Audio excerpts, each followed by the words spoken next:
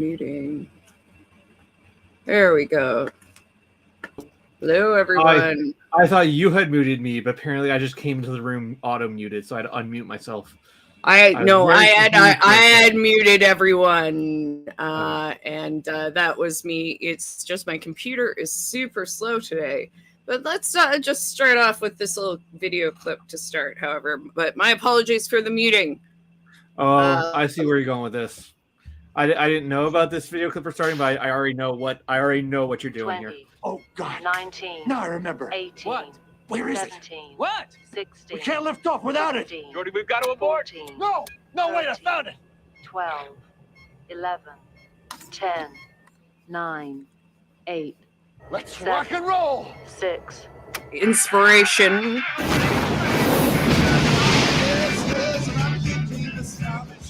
For a little ride in today's first Lower Decks episode. What we're talking about. We just watched this over Christmas. I forgot about that. I didn't get the rest of it at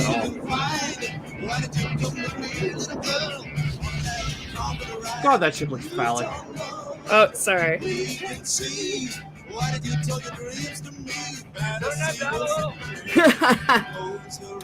Hey, we've got a red light on the second intake valve.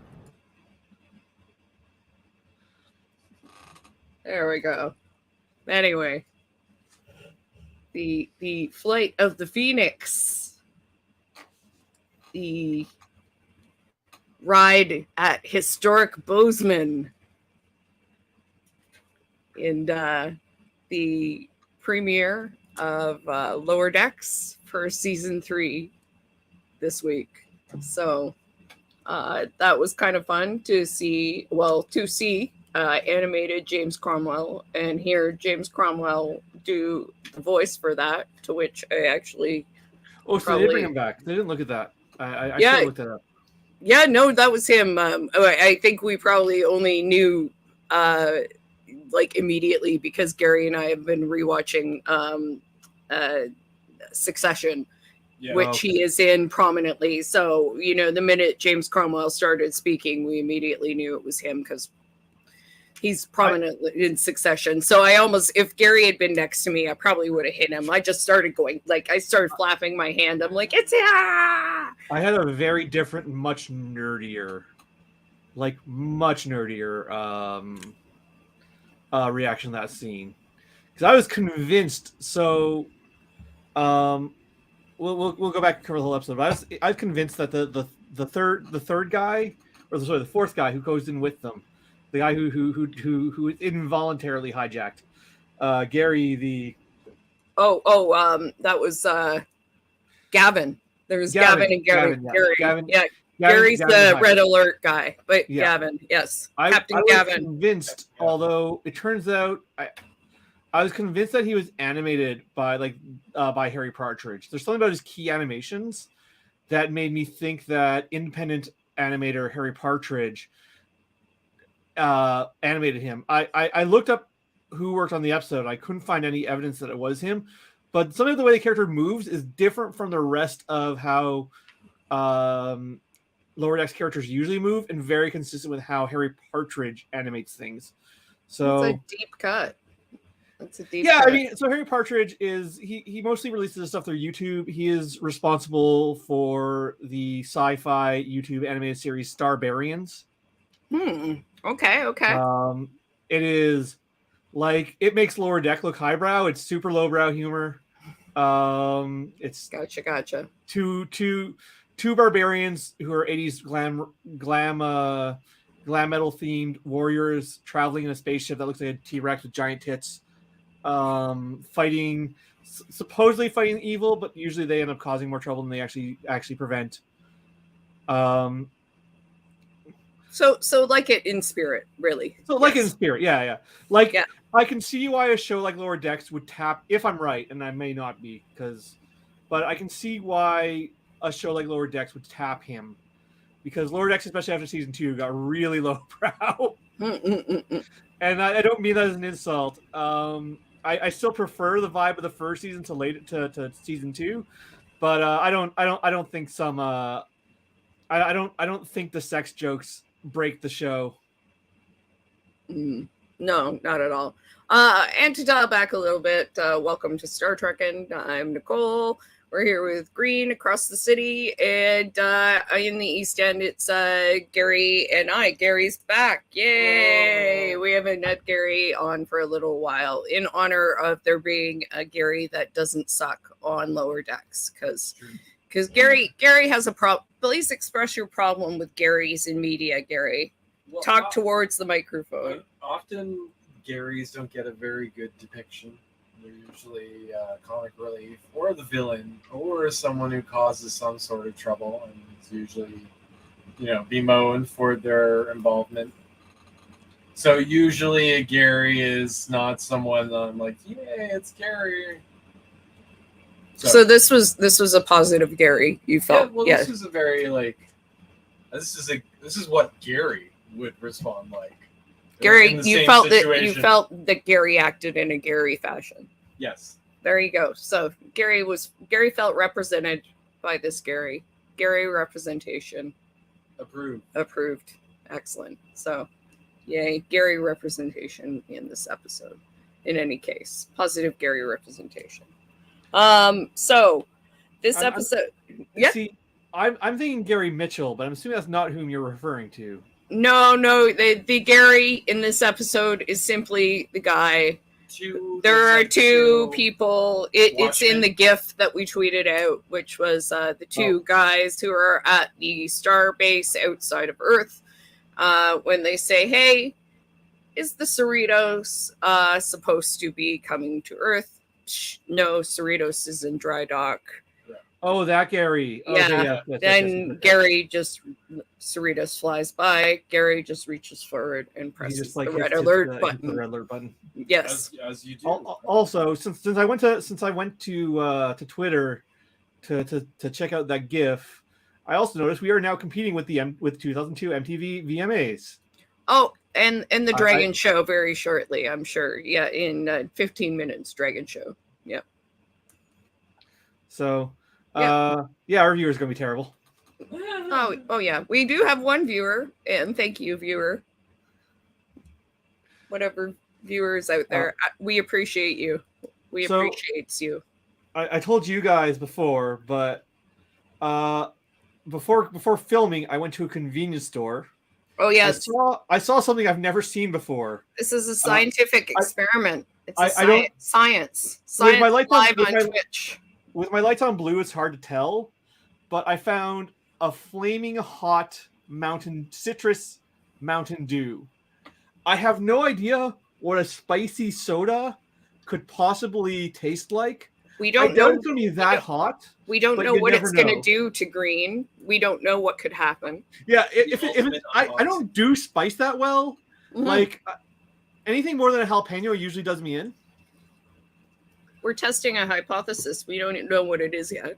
So I don't even know. I don't know what the active, like, if it's just raw casapian or. Actually, let's see what the ingredients here. I have no idea what. I have no idea what here gives it spice. If it will even, I suspect it won't be that spicy because like mainstream products seldom are. But you never know. Alien culture would create this kind of drink? What Star Trek alien culture would create a flaming hot citrus drink? Is that a Klingon drink? Klingon food created on a dare, do you think? Like Scottish people? Well, or like Vulcans. Like Vulcans? Would Vulcans like it? Are Vulcans hot? Like because of the heat? Do they like spicy food? Yeah, I think so. It's definitely not that spicy, but it is noticeably spicy. Interesting. Spicy citrus. Yeah, I think that's a Vulcan thing. You think? Is that a Vulcan drink? You're drinking it. You have to judge. I think if I had to ascribe it to any Star Trek culture, it's too sweet for the Tellarites. Can you see T'Pring drinking it? I feel like Vulcan food is probably largely very. Like I think Vulcans would find this illogical. Illogical. Yeah, probably. Why would you put spice on citrus? That is illogical. It's not spicy enough to be Klingon. Maybe it's just human. Maybe only humans are dumb enough to put spice and citrus together. Maybe it's the only thing that. That or Ferengi. I sort of want to. A Ferengi trying to synthesize a human drink.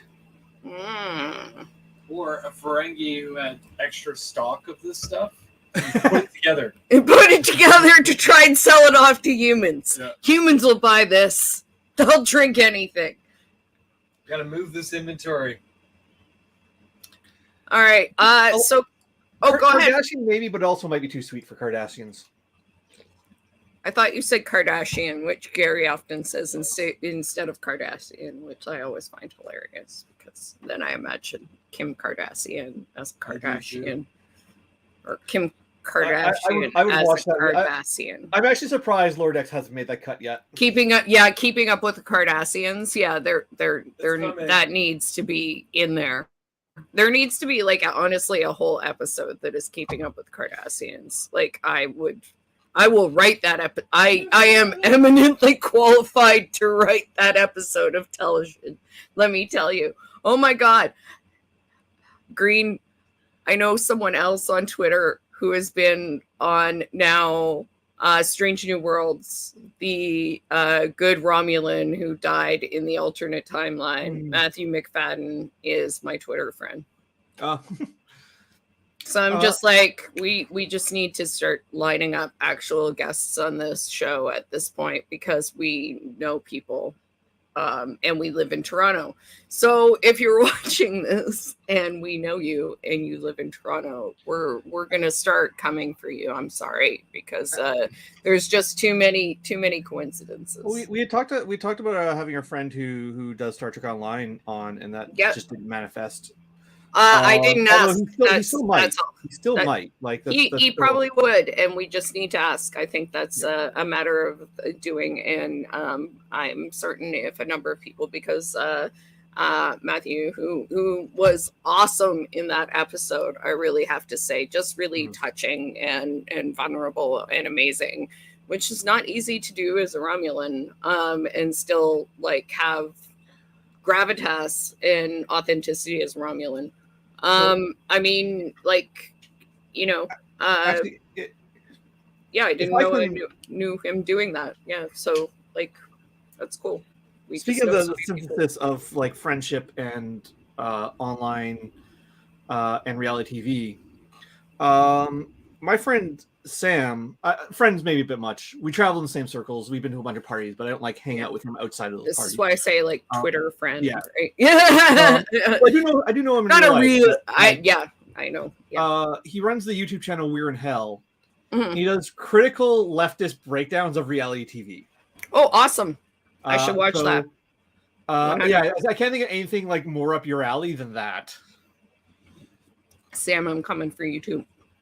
I would love to hear that. So yeah, definitely. We are coming for you too. Keeping up with Kardashians. Lower Decks, that needs to happen. So one thing, not Lower Decks related, is we were talking a little bit about Tasha Yar or Denise Crosby being on Picard. And we were talking just before the stream that we had both read, or at least I had told Gary about it, and Green has read as well, this article about Denise Crosby saying that she was likely going to be in it. Now, she did say Tasha Yar was going to be back, which I thought was interesting. Tasha Yar in one way or another, I think she said. So it sounds like she's being cagey. I think your prediction, which I was a bit skeptical on, that they're bringing back her daughter. Sella, which is quite likely, and she just can't say it, so she's being cagey about how she phrases it. Yeah, her alternate reality self's daughter. Yes, alternate timeline where she was in. That was basically where they went through to the temporal rift. Yes. Yeah, And with the only previous crew of the her- Enterprise. Yeah, and only her. It was yesterday's Enterprise? Yeah, yesterday. And only her and Guinan knew what was going on. Yeah.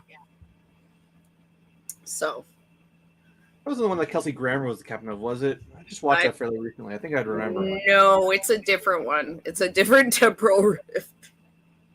But it might be yesterday's Enterprise, because I get confused about the temporal rift episode names, to be honest. Yes, that's I'm fair. just doing some quick googling Because here. there's so many temporal rifts. It's so true. So that's kind of cool. And I really, I'm looking forward to it. And I'm kind of hoping what happens is what you suggested, Green, which was that if they do talk about, if they do have Sella, it becomes like redemption for the character, much like they did with 7 of 9, because the character is, deeply problematic. Well, I mean, everything about Tasha's background is problematic, and then you add everything about Sella's background in, and that's deeply problematic. And it's just like, here's your rape background, your whole rape history, rape. It's rape plots all the way down. Yeah. A quick Google. Yeah, it is yesterday's Enterprise. You had it right. Ha! For once, I get the Star Trek thing to be typecast for, though. stuff right. Yeah, I know. I mean, well, it was punishment. Like I was telling Green in a previous podcast, it was punishment for the Playboy thing. Well, at the first, the rape planet wasn't, but originally Diana was supposed to die in that skin. episode, and that episode's about Diana, so it makes more sense that Diana would die. I didn't know why they changed it to Tasha. Tasha's death makes no sense. It's just completely out of nowhere. Yeah, it's random. She was a whore, according to Gene Roddenberry. I'm sorry. I'm just okay. So you just have to. So as I said before, I mentioned before the stream, I listened to Britney Spears, talk for 22 minutes. She just released this YouTube recording about, her difficulties in her life. And I just read Jeanette McCurdy's I'm Glad My Mom Died, which is... I have that wish listed, but I have not read it. I just read it. I just really tired of people and Hollywood. So yeah, that's just why I'm a little blunt today. So yeah, that was basically, she did a thing that some men didn't like, and she was punished for it pretty much. So yeah. That's so I'm really hoping that she can be one of kind of the maligned of women of Star Trek, I guess, to get another shot at things, much like Jerry Ryan, who was much maligned for no fault of her own. She tried, man. Oh, she did. I watch every once in a while. There'll be, a Voyager episode will show up, and I'll be watching it, and I'm like, she works. She's working hard every episode. And they actually give her some good plot. Kind of coming back to being human. I really gotta get back on my rewatch of Star Trek. I'm trying to get through my rewatch of Futurama, which I also started and stopped prematurely. So I'm in season 7 of Futurama, so I'm getting towards the end. Can't believe Futurama's getting a new fucking season. Jeez. Just when you're almost towards the end. They're toying with you. Yeah, well, I mean, I'm always up for more Futurama. I wish it was a spin-off or something newish instead of just bringing back, because Futurama had such a good ending. Although the later seasons are really weird. Has some of the best episodes overall, but has also some of the weirdest episodes. I wouldn't mind checking it out just because The Simpsons became so kind of meh after a while, and Futurama looks like it's Futurama's more consistent overall and of a higher quality than later Simpsons, but even then, this will be its 11th season. Simpsons is into 30. Yeah. Okay, so back to sort of lower decks news. This is something that Green has not heard as much about, which is Jack Quaid, who is Boimler, talked a little bit about having being on this Star Trek Strange New Worlds crossover, and about his bromance with Ethan Peck, who plays Spock, and their Spoimler bromance, and said like he had a great time. The cast was awesome. Said Ethan and Peck and I have a bromance for the ages. We call it Spoimler, Spock and Boimler.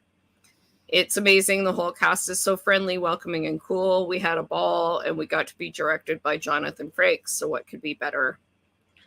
So yeah, that'll be season 2 of Strange New Worlds, right? We're not seeing the Strange New World crossover this season in Lower Decks. Mm-hmm. I think we are getting a Lower Decks version of that as well, but season 4? Maybe season 4, yeah. He said that Boimler holds a special place in my heart. To be able to fully inhabit him, put on the uniform, make my hair purple, all that stuff was such a good time.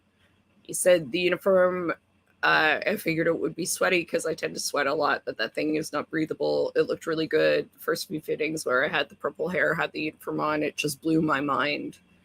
The coolest part was I was able to study the show and look at the artist animated Boimler and how he moved and put a little bit of that in there. So now I'm wondering if they're going to have him in that ridiculous wig he wore to Star Trek Day.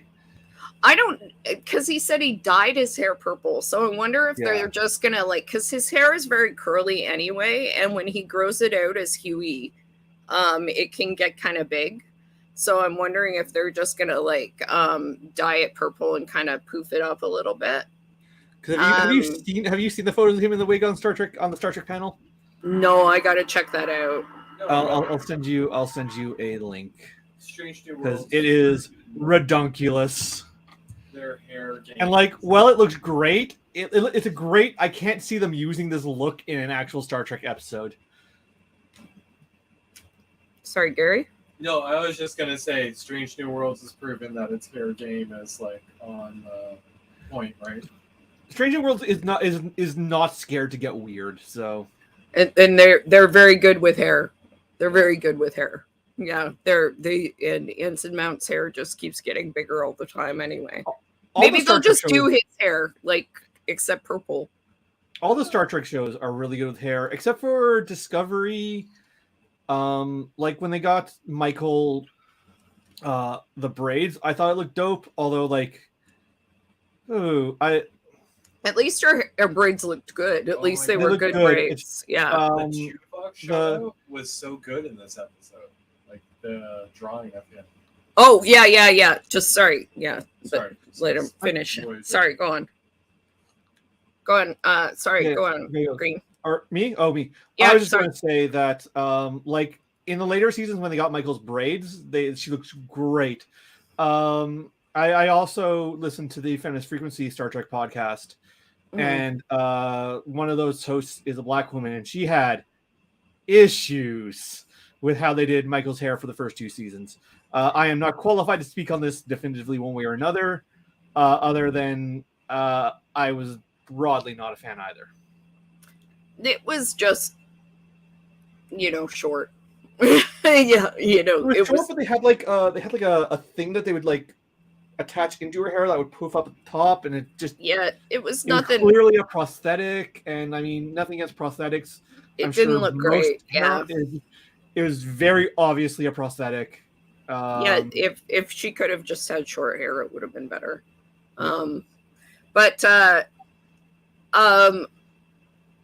He also just says that the Deep Space Nine stuff will make people very happy. Deep Space Nine fans very happy. Sorry, Gary, you just came out of nowhere. It's okay, but you were just saying that you thought the Tuvok drawing was very good, and Tuvok's great. So and I think just all of the drawings of people in the show were really excellent, but it was very recognizable as who it was immediately, I think. Oh yeah, absolutely. The moment they had the frame of him, because it's even just a still, and you're like, hey, it's Tuvok. And they're like, yes, Tuvok went security chief, did some stuff, right? Yeah, even having the Cochrane thing was like the statue, like we, and as Green was saying earlier, like we watched First Contact a while back as like a holiday thing. And seeing the statue like Geordi talks about pointing up at the sky, immediately recognizable as James Cromwell, and then hearing James Cromwell talk, and I'm like, my God, they just like got James Cromwell because he's like, sure, why not? I had fun. I'll do a voice. It's like 5 minutes in my bathroom.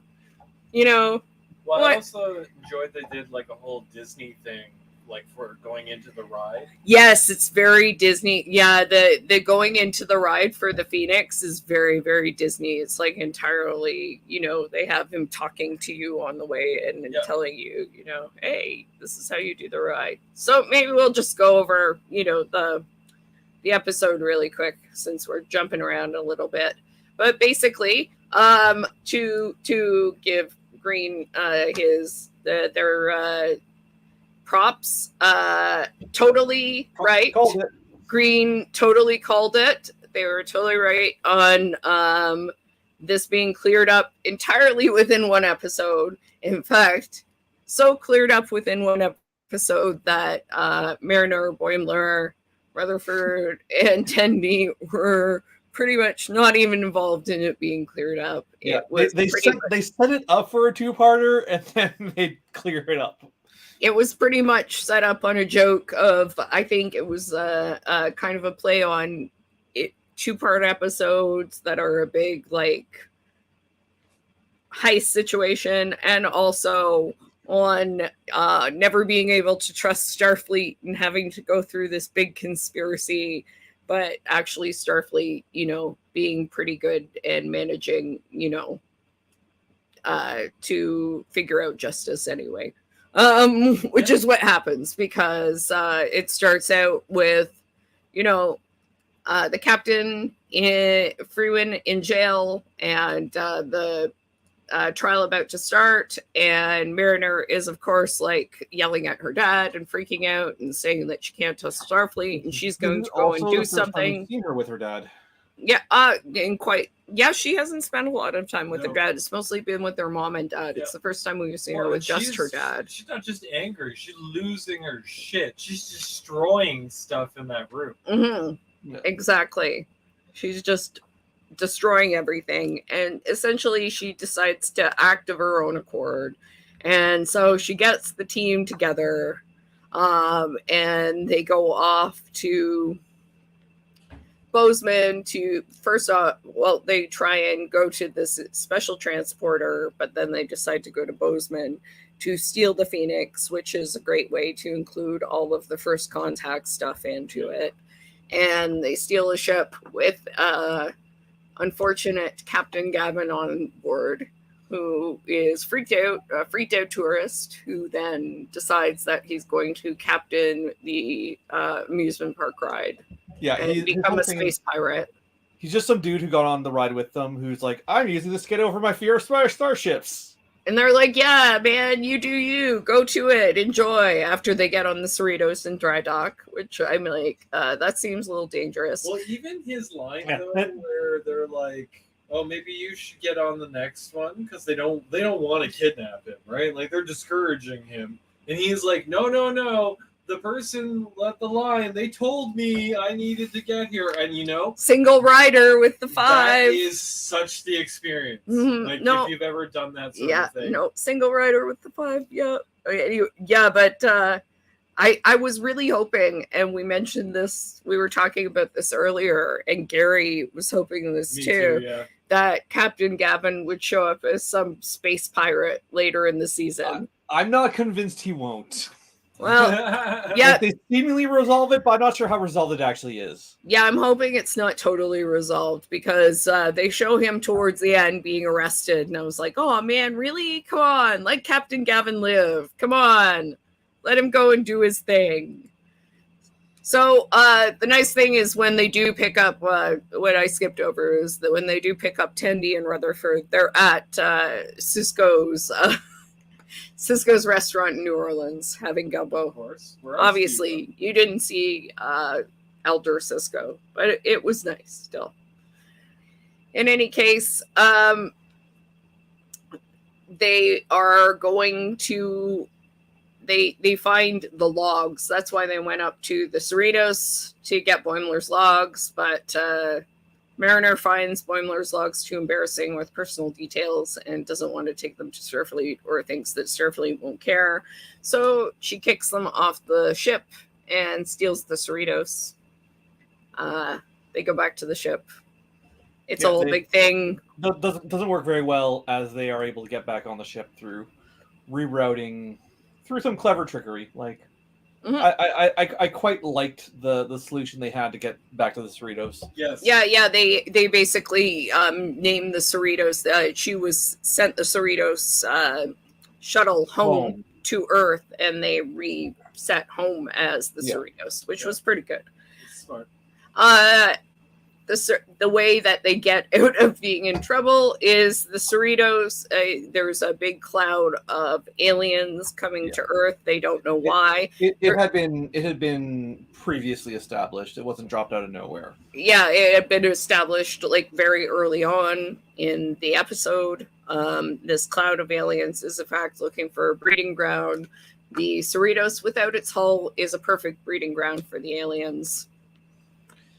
So in true Lower Decks fashion, the Cerritos just becomes basically the site of an alien orgy.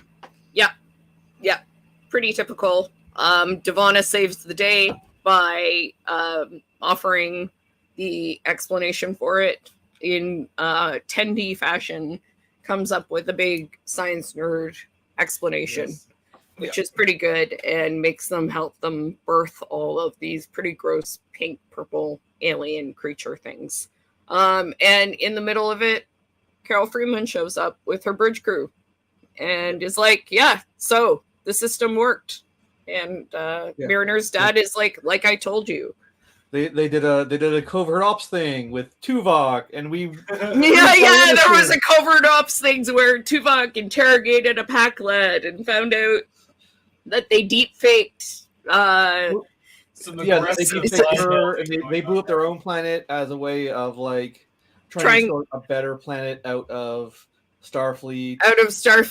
Deep faked footage of Carol Freeman blowing up the planet when it was actually a pack lad, and blah blah blah blah blah. And so they did like some sort of, and they have like Ocean's 11 style like shots of them slow motion walking out with sunglasses on. Even the cat has freaking sunglasses on, and they were all part of it. And the lower deckers were off doing lower deck things because that's the way. Ships and violating their whole side quest was completely irrelevant. Carol got freed by like unrelated means. Irrelevant, but for the fact that Carol again was like, I don't know what I can do with you, Beckett. You are impossible. This is your last chance, and I can't kick you off this ship, but I cannot be in charge of you. So now Ransom is in charge of you. So remind me if I get that like Carol being in charge of Beckett is a conflict of interest, but maybe I'm misremembering because it's been a while. I talked about going back rewatching the first season. I never did. Didn't Ransom and Beckett sleep together in season 1? No, they almost did and then didn't. They have never slept together, but Beckett started to have the hots for him and was disgusted by herself. Yes. I think that up they fell in the bed. And I was waiting for them to set that up. So I think what's going to happen is Mariner's going to be dating Jennifer. And then this is going to cause a problem or some sort of conflict of interest that's going to she's actually going to be doing okay. And then them being attracted to each other is going to cause a conflict of interest, which will cause a problem with her staying on the Cerritos, potentially. Because it was, I think, in the first season when he tore off his shirt and they were gonna fight. Yeah, it was the episode where they were in the tournament. Yeah. And they were arguing about who should fight what, and then he took off his shirt and she's like, "Oh my god, he's super hot." That's the exact. She's like, "No." I thought they fell in the bed at the end of it, but I guess I'm just misremembering. No, she did not. No, she did not. She's not done that yet. I don't think she's that self-destructive at the moment, but I think she is eventually. So you think they are going to hook them up? I think they were planning on hooking them up. I'm kind of happy that they didn't do it, haven't done it yet. So I think it's good for them to have this kind of love-hate kind of energy, and enemies to lovers is a great trope, which they kind of are at this point. They don't like each other. I mean, it's all super unethical. He is her superior officer. Well, I think that might be part of it too. Like that might be why she has to go or he has to go, right? Like, I mean, ultimately she's the main character. I don't see their unless they do season 4 on a different ship. Or well, I mean, something has to happen eventually because these characters either have to stay in the place they are or they have to. Yeah. So this conflict between because Lower Decks is a comedy with continuity. So it's not a fully traditional sitcom where everything resets at the end of each episode. There is continuity between them. So because there's continuity, there has to be some evolution of the character relationship dynamics. So they are going to have to eventually hit a point where the conflict between Mariner and her mother is resolved. Or at least enough. Like, I mean... Or at least substantially changed. Mm-hmm. Or, I mean, something's going to have to... Or these people are going to get, like, promoted. They can't stay... I mean, they might stick her on the Vulcan ship. Maybe. Could you imagine Mariner on a Vulcan ship? They might just transfer her. Yeah, you never know. I can't imagine doing that for more than one episode, though. But that would be a good episode. But I'm impressed. I think what's happening is with some of these story threads that they've been talking about is maybe they know that they have enough seasons now. Like they know that they're going to get more, and they've been renewed ahead of time for some of them. So they know they can draw some of this stuff out. Now that we have Strange New Worlds kind of complicates this, but when Lower Decks was released, it was the only Star Trek series that was universally accepted by the fandom. Mm-hmm. Although a lot of people that became complicated in season 2 because a lot of people were turned off by all the sex jokes. But Star Trek's always been very horny.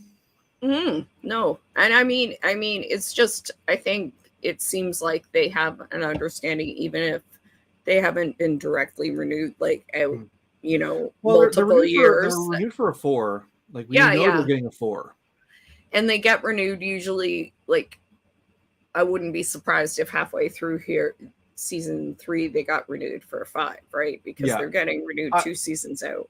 I would kind of be surprised. I'll be shocked if we don't get 7 seasons of Lower Decks. Yeah, so they may have an understanding of like what they're looking at, like what their future looks like, and they may be planning based on that. And if they do, they may have like an ability to kind of say, okay, well, we can play this out longer. We have a plan, or we have some ideas about how we can go with this. Which is nice. I mean, it would be nice to be able to plan for this. So I thought this was a really good return.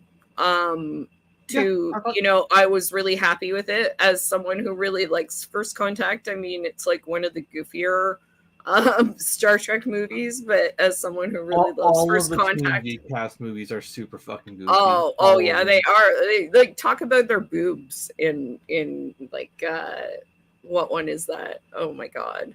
Resurrection. That's hilarious. Like they're like, are your boobs getting firmer? I'm like, oh my god, why is this in it's just ridiculous. So I'm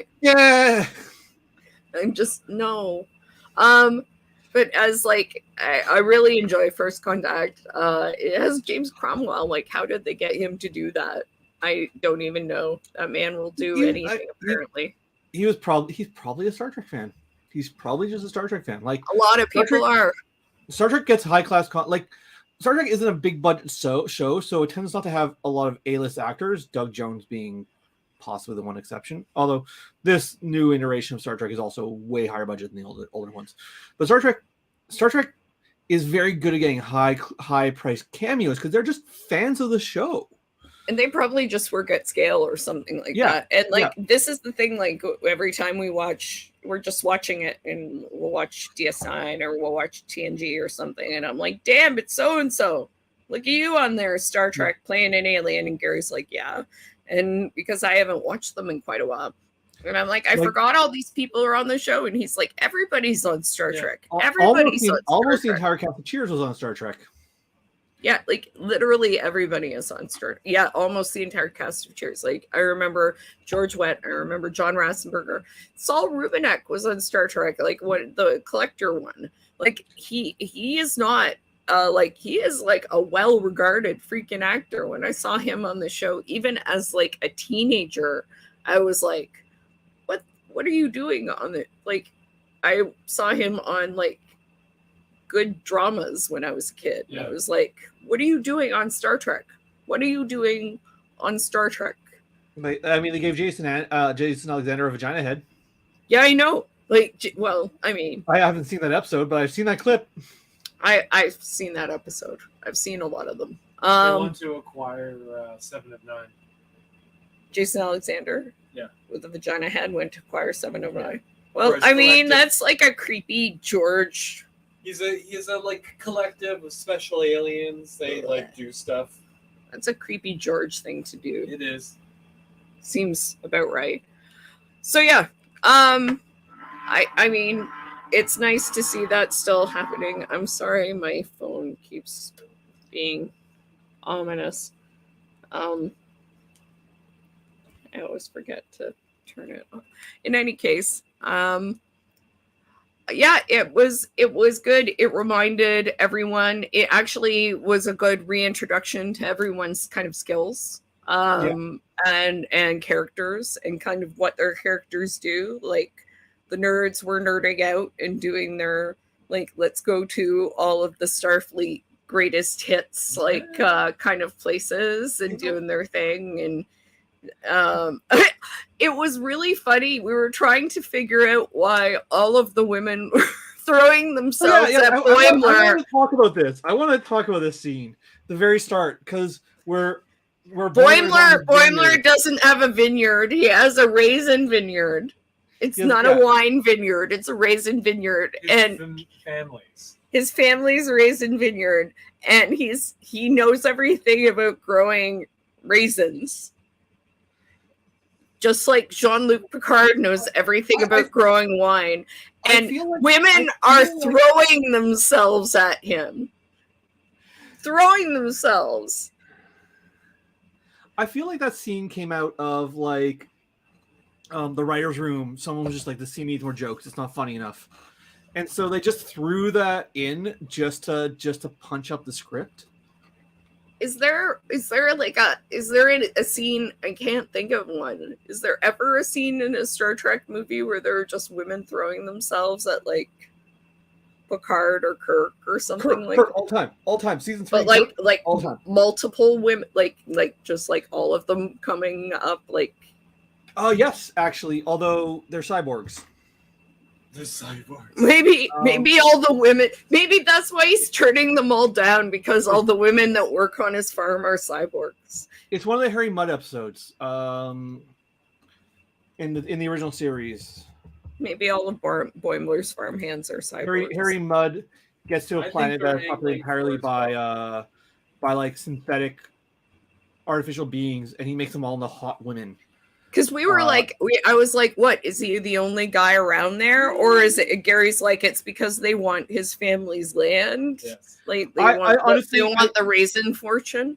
I didn't try to see. When I watched that scene, I didn't create I literally just saw them like, oh, okay. So they felt they needed more jokes in this scene, and this is what they're doing for the more jokes. That's I didn't have like a meta reading of it, or I didn't have like an in continuity reading of it. I literally read it in a totally meta context. I was totally confused. I thought it was funny, like that he was just like annoyed by all of like the hometown women were just of no interest to it. Makes but no I'm like, sense. Why? Like, why are they interested in him? Like, what is happening? And Mariner is just like, I don't even know how to read her in that. She's just sort of like, this is interfering with my situation. This is why my response was, oh, they wanted more jokes. Yeah, maybe because I feel like Mariner would have been like, if there was any sort of thing, she would have been she'd be dude. like, go hit that. Yeah, I know. Like, I feel like she would have been like, these girls are hot. What the hell's your problem? You know, like. It seemed like a very un-Mariner reaction, but she was focused on, rescuing her mom from certain death or whatever. But like, unless they revisit it, unless it's like a setup for something later, but I doubt it. I really just think they just added it because they felt the scene didn't have enough jokes. Probably. It'll be funny if he just turns down all these hot women for no reason and just actually answers their questions with like farming advice. But also just being really fucking annoyed at the same time. Oh. I got dropped. Oh, okay. That's all right. Gary just got dropped. He's still... Okay. He's still here. He just doesn't have his own icon anymore. Yeah, he can just talk. He might come back. I don't know. We'll see. He doesn't open it in the other window. There he is. Yeah, sorry. No worries. All right. So yeah. But Rutherford was able to do computer stuff. Boimler, there was that weird scene, but he had his he was able to all the characters of the principal class had their moment. Yeah, he had his like super detailed logs, nerd logs, that he re-records all of the captain stuff and then adds. I don't know what she expected. Yeah, that's exactly. I'm like, is Boimler? Of course, this is what his lines are going to sound like. Do you know him? Are you friends with him? Like, do you understand? Of course, his super detailed logs are just like filled with notes about how much he needs to fart. Like, of course they are. He's Boimler. This is how he operates. And then, of course, Mariner is going to go and try and do things on her own because, like, I feel like that's why they had a plan so quickly, actually, to, like, get back on the ship. They were not really too shocked by Mariner kicking them off the ship. They were pissed about it, but they were sort of like, well, this is par for the course at this point. This is how she do. We have not talked about the real star of the episode at all. We've not mentioned the real star of the episode once. The real start of the episode, the real star of the episode is the elderly yes, who works at the transporter museum. Yes, the transporter museum that they were initially going to use to transport them to the Cerritos, but they diverted to Bozeman because he made them feel so guilty. He was going to knock him out, and then he just like he kept talking about his life, and they're just like, I can't do it. He figured them out, held them hostage. They all just start crying. He was so he gives them all cookies. That was a great scene. For no fucking purpose. Could have cut the entire scene out of the episode, plot wise, but just actually great scene regardless. He was the ultimate like grandparent type. They were like, he's like everybody's uncle. I'm like, yeah, exactly. He's like the grandparent who guilts you, who's like, yeah, I don't get a lot of visitors anymore. It's just so nice to see you kids. And, most people want to knock me out to use my transporter, but you guys seem really interested in me. And I'm like, oh my God.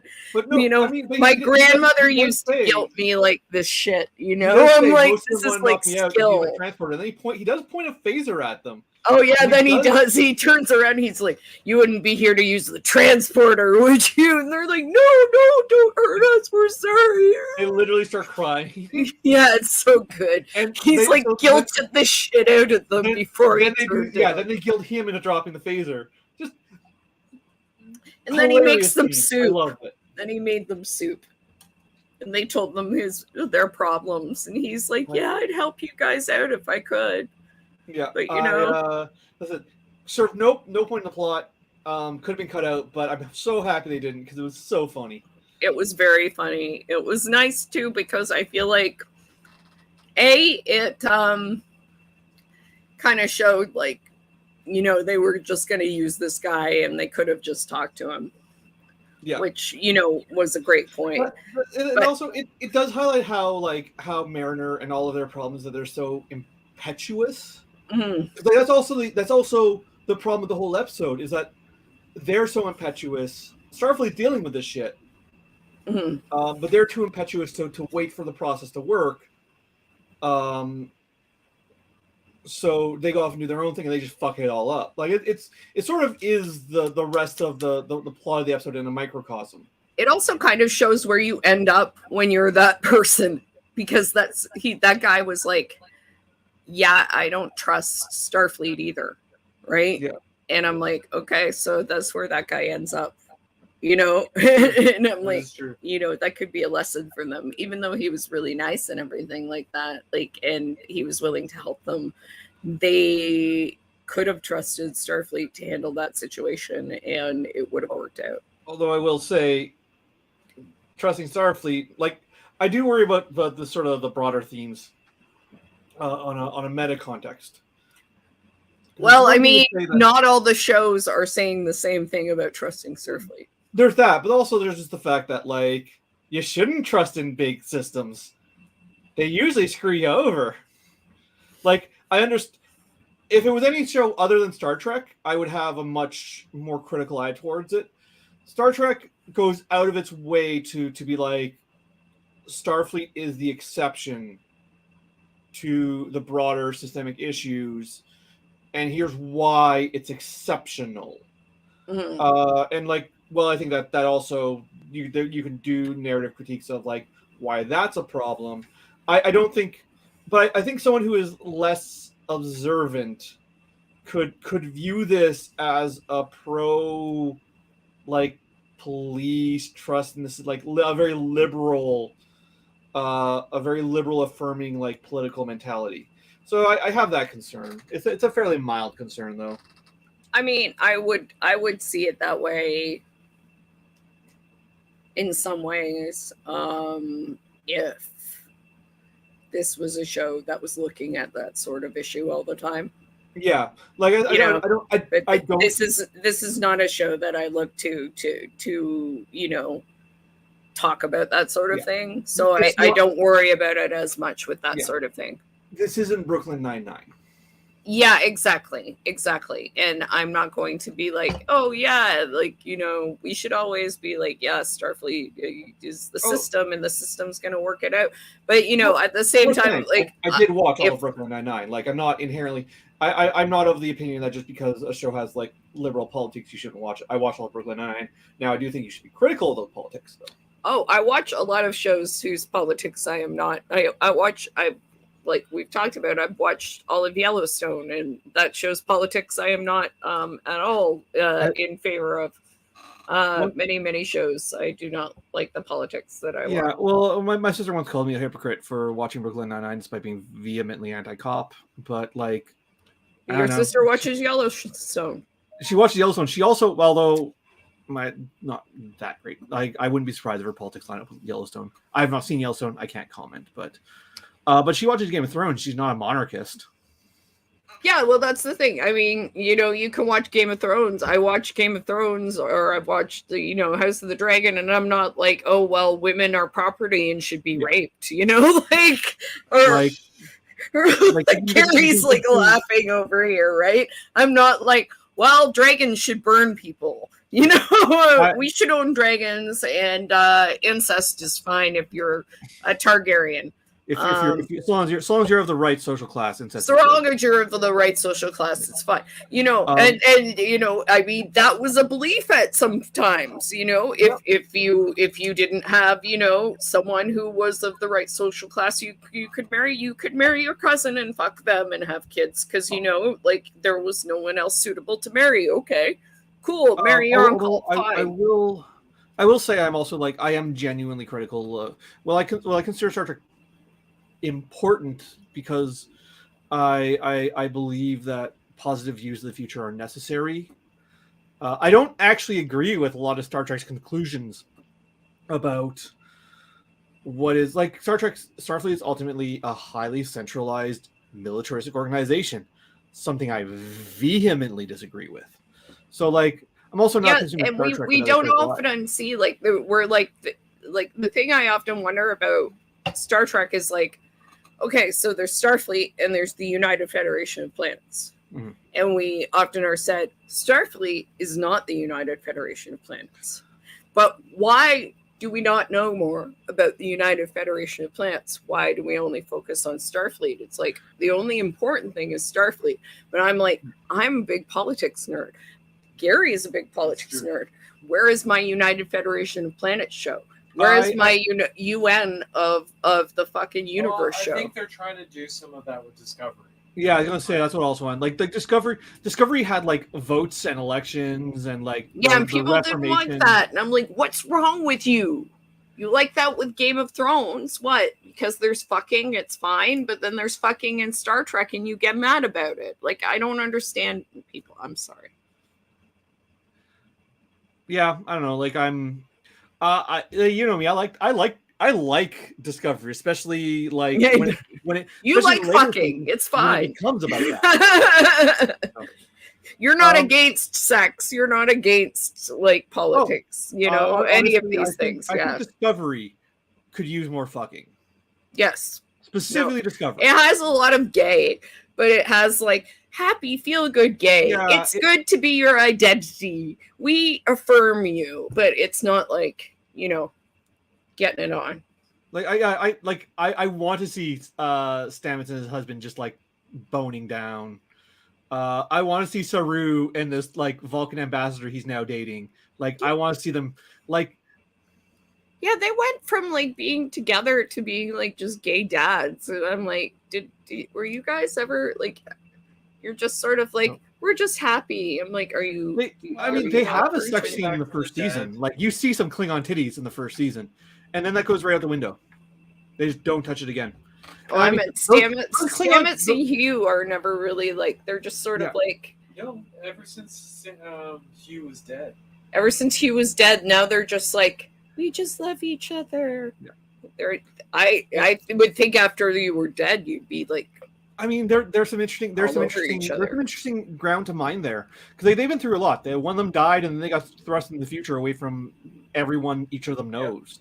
Yeah. And the other one was like attached to the ship for all the time. And then he was like, wasn't he like? He was in a weird state for a while. He was like catatonic. Well, and they had like a huge rust spot in their relationship for most of season 3.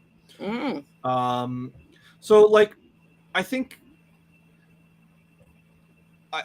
exploring their sexuality would be dope, and I think it's overdue.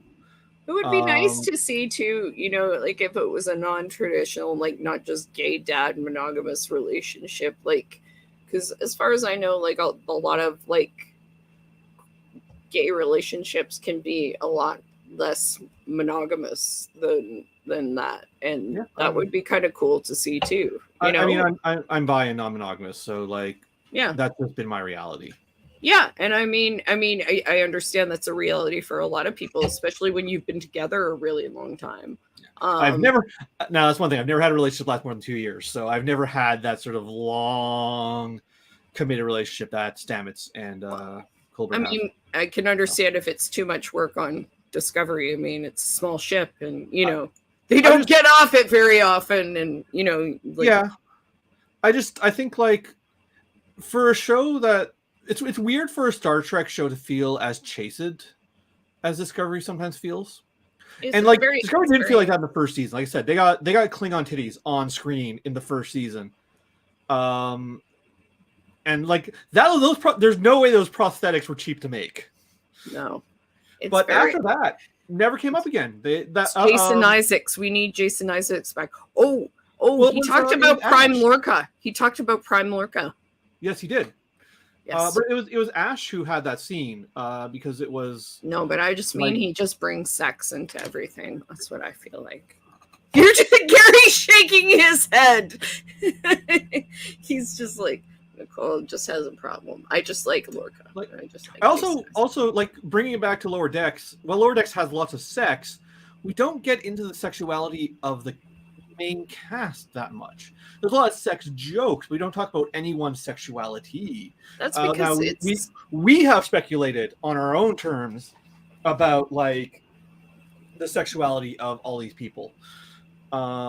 that's because it's relatively, it's played for laughs. It's relatively juvenile. So I mean, I don't expect anything to address it like very seriously or except on a plot level. Yeah, I mean, the only approach to sexuality you've had in the show is the one dude who doesn't want to have sex.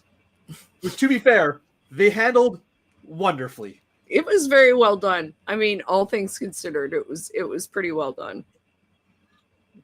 I'd say the more I think about season 2, the more I do like it in retrospect. I still don't think it's quite as good as season 1, but I do find myself warming up to it because I didn't like it as much as season 1 over in time.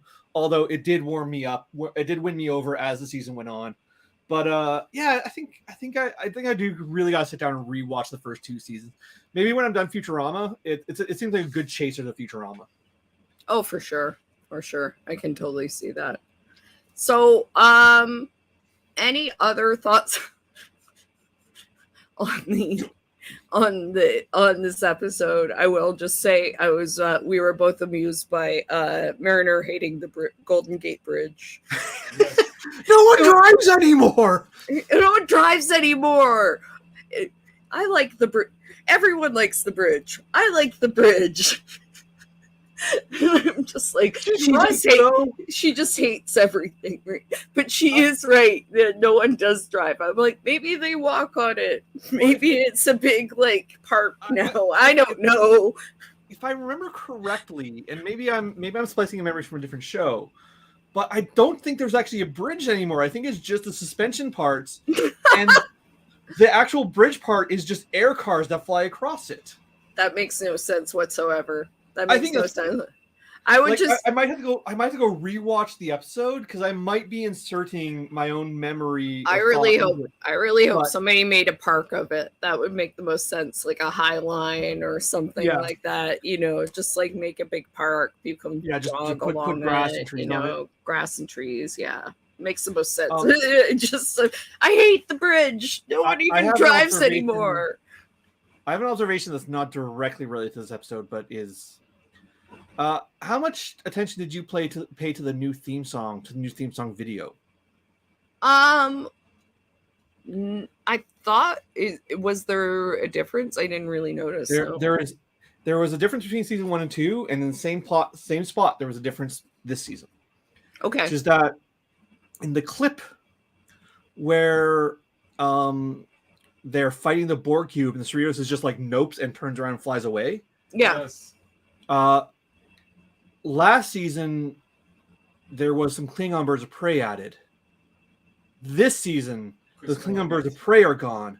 Oh, there's a crystalline entity. Yeah, I saw the crystalline entity, and I was like, I saw that, and I thought really briefly. I remember at the time going, "What is that doing?" And then it just flew out of my head as it continued on. Well, I was watching to see if there were any other differences because I saw that as well, and then I was like, "That's traditionally different." Between season 1 and 2, that's the only place they put a difference in. I've only watched this episode once, so I haven't gone back to see if there are any others. I suspect that's the only one. Crystalline entity. That's hilarious. I want to see the crystalline entity fight the Borg. I think that'd be great. Oh my god, that would be awesome. That would be awesome. Yeah, like thoroughly. I mean, at this point, I think we know what to expect from Lower Decks. I think you liked this more than I did, which is not to say I disliked it. For me, it was just, it's more Lower Decks.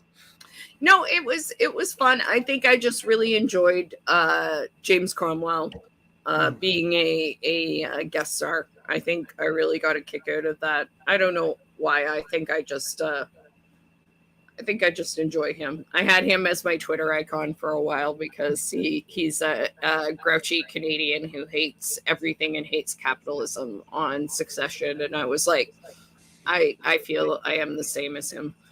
I'm going to sit down and watch Succession at some point. You will hate everyone on it, but that's fine. You're meant to hate everyone on it. It is the point. It is the point. When you start to feel bad for them, it starts to feel a little bit weird. But yeah, you mostly do because you kind of look at them and say, hey, maybe they just had absolutely no opportunity to be anyone other than the assholes that they are. Yeah. Well, I mean, they're creations of the circumstances, right? Like, yeah. I understand it's a critique of capitalism from within capital. Yeah, it's intense. Like, we were watching it just the other day, and I was saying to Gary, like, I am fascinated by people with this kind of money, but I don't think I could ever have this kind of money.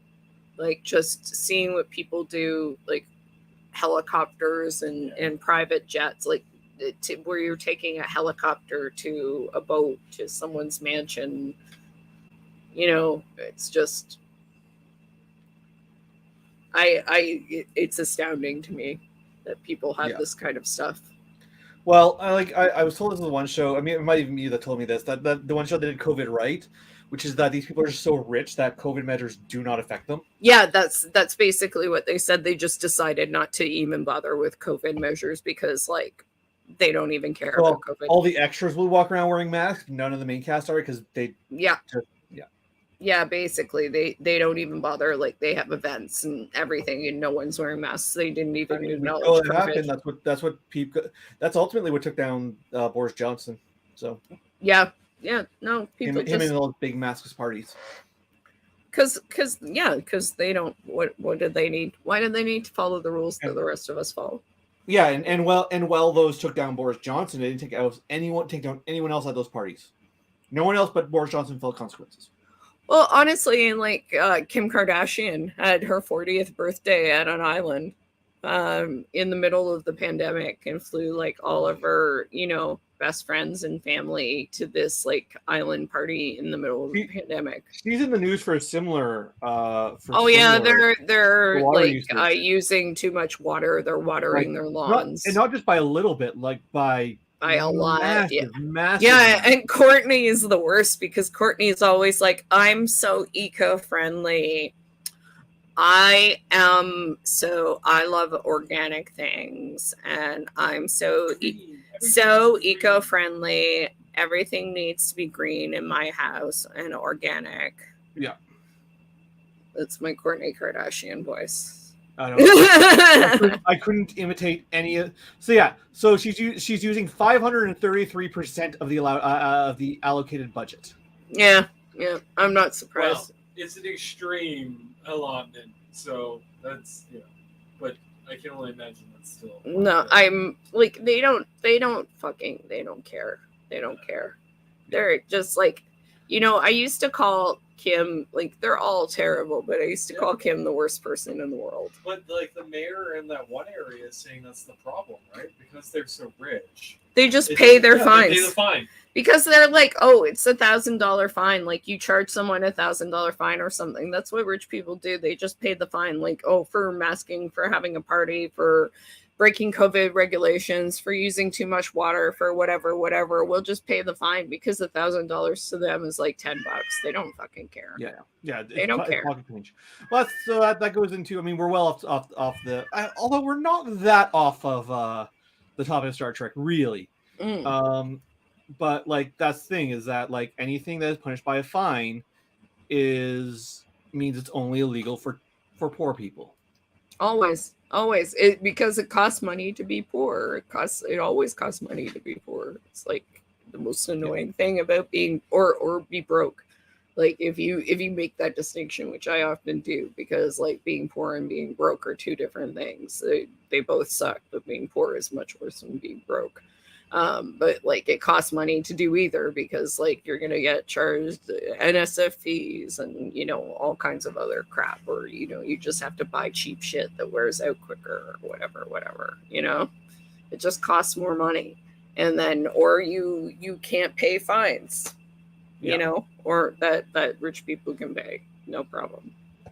So then you go to court instead, which you can't afford either. It's ridiculous. So yeah, anyway. Let's hope none of the Star Trek actors are using more than their allotment of water. And they're being good people. Well, I'm sure the Star Trek actors are well paid. They're nowhere near in the tax bracket of the fucking Kardashians, in that they still pay their taxes at all. Yeah. That is like well, I mean, that's true. I mean, if somebody like Sydney Sweeney can't make enough to live on, and, you know, who's doing a lot more work than, you know, a Star Trek actor is, then, you know, that's not going to happen. I mean, inevitably, there's, at this point, with 4 Trek shows, and like potentially 2 more on the way, one of the Trek actors is going to be like a fucking reactionary prick, and this is going to happen. It's just, that's inevitable. Like, quite frankly, the fact that hasn't happened yet is kind of remarkable. Totally. So,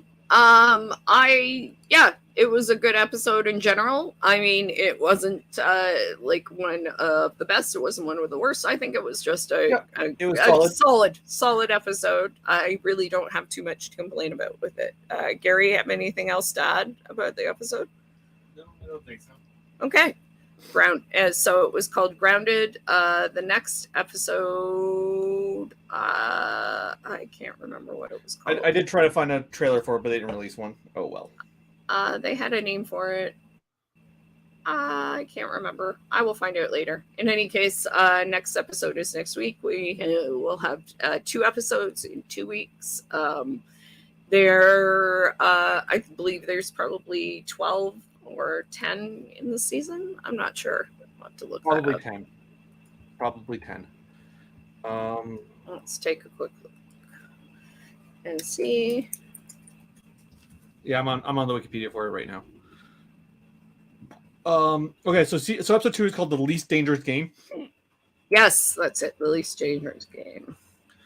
And how many episodes was this renewed for? 10 episodes. 10 episodes. All right. So, The Least Dangerous Game. That sounds entertaining. And then it sounds very Lower Decks. Yes, it does. And then don't have a name for the episode after that or anything else coming up in the season. They're keeping it pretty quiet. But we'll see what comes up next. And so we'll have in 2 weeks, we'll recap episode 2 and 3 and see what's coming up next. All right. Anything to add, Green, on this episode? I don't think so. I think we covered it all. Maybe I just want to note how this was like a tour through the history of Star Trek fashion. Yeah, it was a little bit. That's true. There were a lot of colorful sweaters, among other things. We got to see a lot of the colorful sweaters, and we got to see the Zephyr and Cochrane outfits, and just how Star Trek like fashion has changed through the years. Yeah, I like it. Maybe quickly, anything you're looking forward to in the season? I am definitely. I'm sure we're going to see some more of Boimler's double. Oh, yeah. And I'm looking forward to how that goes. Boimler's more successful double. Yeah. So maybe back to the Titan at some point. Yeah, I think we'll see more. I think we'll see the Titan again this season. I'm looking like if they do set Mariner up with Jennifer. Like I said, I'm looking forward to the show actually tackling romance. That could be interesting. Yeah. Not even necessarily queer romance, just any romance. Because like we've got, I like explorations of stable relationships, and like this show's done some of that with Boimler, but he always ends up like by the end, Mariner sabotages his relationship, so we didn't really get any movement on that. Mm-hmm. I hope they don't put Tendi and Rutherford together. but like I think that would be better than them both being like. I think they can do better than putting them together. Like, but I do think that would be better than having both of them be constantly monogamous or constantly like asexual, or not even necessarily asexual, because I actually think Rutherford in an asexual romance would be adorable. But I want them to start to explore relationships outside the core dynamic, I guess, is really what I'm getting at here. Makes sense. Yeah. Totally. Gary, is there anything you're looking forward to? I'd like to see the holodeck thing. I forget its name. Badgie? Badgie, yeah. Come back at some point. I'm still surprised we didn't see Badgie in season 2. Me too. Yeah, I'm surprised we haven't seen more of Badgie. Definitely would like to see Badgie come back. I expect maybe they might, because Moriarty eventually pops up, so Badgie's got a surface. Yeah. I don't know. Like I'm generally just kind of along for the ride for the most part. So fair enough. But I can't see how like long term it's going to be hard. Like you have to promote these guys at some point, or like there has to be movement. Otherwise, they're the worst lower officers ever, right? No, I get that. I think maybe the main thing I want to see is just some resolution to what's going on with Rutherford and his implant. Right. I forgot about that subplot. Totally forgot about it. Yeah. And I hope they don't. I kind of hope that the poster was an indication of them resolving that or giving us a little more on that in the next little while.